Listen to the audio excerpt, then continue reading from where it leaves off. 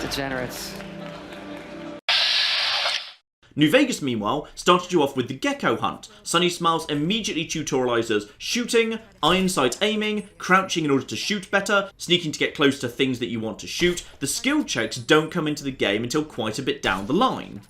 Right, I can repair that gun. Lovely.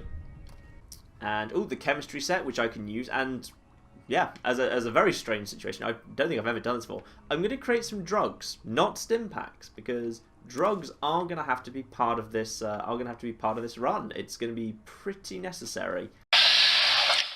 And then Butch shows up and asks you to save his mother from rad roaches because he's scared of them. Sure, you can refuse because he bullied you or jump in and save her, but the really interesting option is the speech check where you can persuade him to save her by arming him with your old BB gun. Because he's just run up to you and tried to give you a quest to do, and your response is to empower him to complete the quest by himself. You can go and help or watch after that, but you don't have to. You can just run off. You've just persuaded an NPC to sort out their own mess. Again, I tried to think of another example of this anywhere in Fallout, and I couldn't think of one. Okay, I'm here.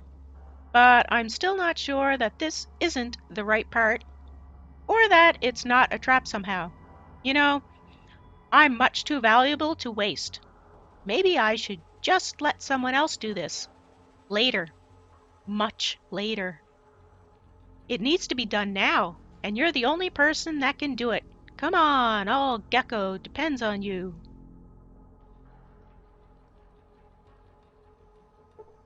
Okay, that's got it. Hey, I did it! I really am that good.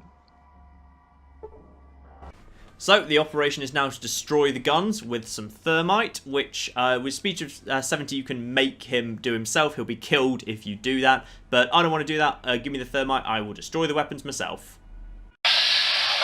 Though I'd like to skip forward to one particular quest, because one of the videos I watched that critiqued Fallout 3 was by a channel called Indigo Gaming, and they specifically called out trying to enter Little Lamplight as the peak of Bethesda's design choices, which, to quote the video, is antithetical to the very core of Fallout games. Now this I find confusing, because here's how that section goes. You can immediately access Little Lamplight if you pass a fairly tough speech check, or if you've taken the fairly obscure and charisma-gated Child at Heart perk. Alternatively, you have to complete the Rescue from Paradise quest, which is a really interesting quest. What the video highlights, however, is that you can't use violence to blast your way into Little Lamplight. In short, that old chestnut that people regularly hold against Fallout 3, you can't murder children. Now, I agree, it's unrealistic that if you shoot children, they don't die. To me, it's a great little quest, and complaining that it's not Fallouty because you can't kill a child to skip it is downright weird.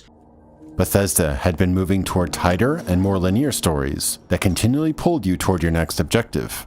The stricter narrative and forced scenario design proved antithetical to the very core of Fallout games, peaking in one of the more notorious mainline quests, which leads you through a fort manned by children. Hold it right there, mister! Don't take another step or we'll blow your fucking head off.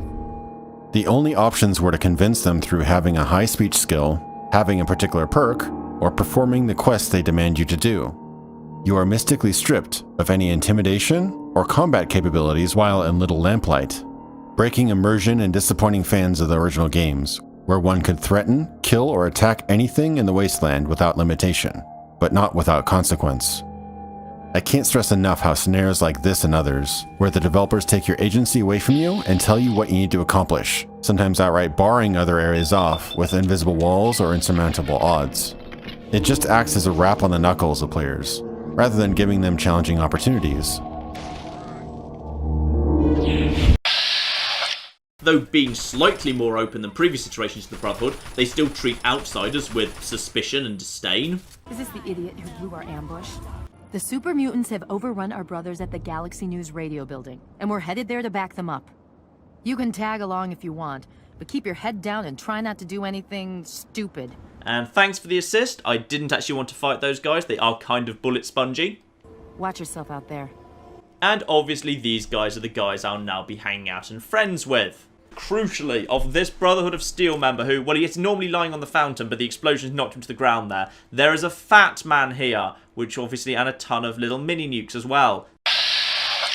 Yes, combat is slightly clunky in Fallout 3, and that's good, because Fallout 3 isn't a shooter, it's an action RPG. And because your character isn't a soldier, they're a teenager from a sheltered environment whose only experience of gunplay is their BB rifle. I think people have been wanting something like that for a long time, you know? Give me a game that has the gunplay of Gears of War or Call of Duty with the depth of an open world RPG. We had a build that was just called Guns. And all the build was about was shooting guns. Like, how do they feel in your hand? And so there was no, it must do this, it must do this, it must do this. It's just about guns. And that kind of will get us on a path of something that is just a lot more fun.